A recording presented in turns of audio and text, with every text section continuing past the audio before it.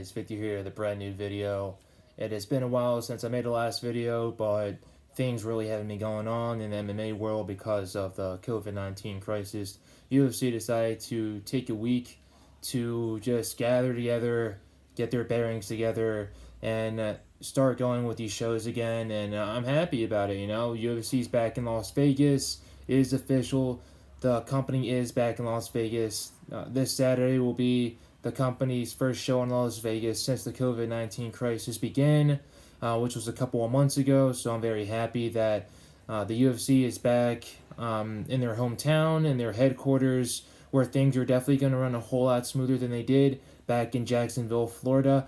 And they've got a really good card that's going to happen this Saturday. And basically, for here on out until things go back to normal, Fight Island is also on the horizon, depending on if that's really going to go down or not. May is going to end this coming week, and we're going to be in June. Apparently, Fight Island will be ready by the end of June. Will things get better? Will things get worse with this epidemic? Who knows? No one really knows at this point. So all I really know is that UFC is back in Vegas, and that's where these fights are going to occur. And we've got a good one this Saturday. Gilbert Burns versus Tyron Woodley. This is going to be a fantastic fight. It's definitely going to be an intriguing fight for the fans. Now, Gilbert Burns is basically undefeated at welterweight, and he's had a really good showing since he's moved up to the weight class from lightweight.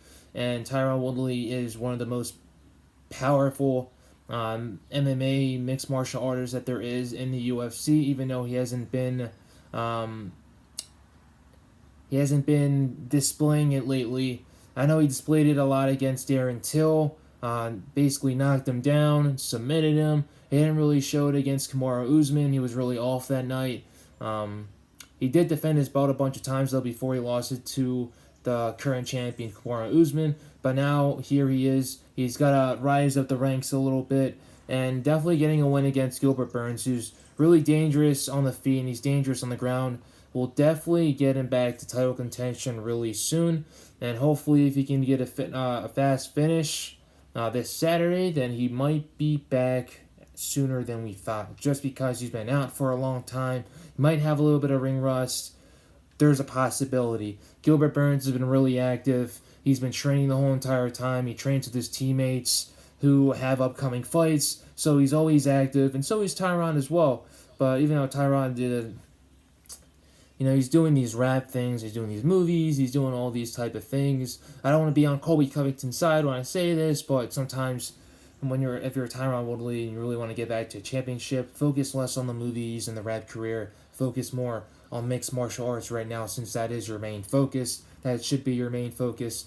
But besides that, I just want to talk about the main event, Gilbert Burns versus Tyron Woodley. Now, there's definitely a lot of things that will be going on here. If you want to talk about the ground game, obviously Gilbert Burns definitely has the advantage there. He's one of the best grapplers and BJJ specialists in the world. He's always competing in grappling competitions. He's always competing in Brazilian Jiu-Jitsu competitions. He's one of the best, if not one of the best, that the UFC has to offer. There's Damian Maia. He's basically a master, but Gilbert Burns displayed some of his skills against Maia on the ground before deciding to knock him out pretty fast in their matchup in Brazil this year. But Tyron's got a whole lot of power. A lot of people really underestimate his boxing. He's got a good amount of boxing, and he's really skilled when it comes to the art of boxing at the same time. He's knocked out a good amount of people during his career. His most notable knockout was against Robbie Lawler when he won the UFC welterweight championship of the world. Gilbert Burns also has a lot of power. He's got a good amount of knockouts in his resume in the UFC. So I'd like to see what goes on the ground. When it comes to power, I would obviously have to give that advantage to Woodley, but I'm going to say that they're going to be equal this coming Saturday, and I feel like someone's going to be gun-shy, if not both of them, for the first round. This is going to be a 5-rounder, so I think they're going to feel each other out maybe for 1 or 2 rounds, and then start going 100% as soon before the end of the second round. So power, Woodley, the ground game, I'd also have to give it to, like I said, Burns.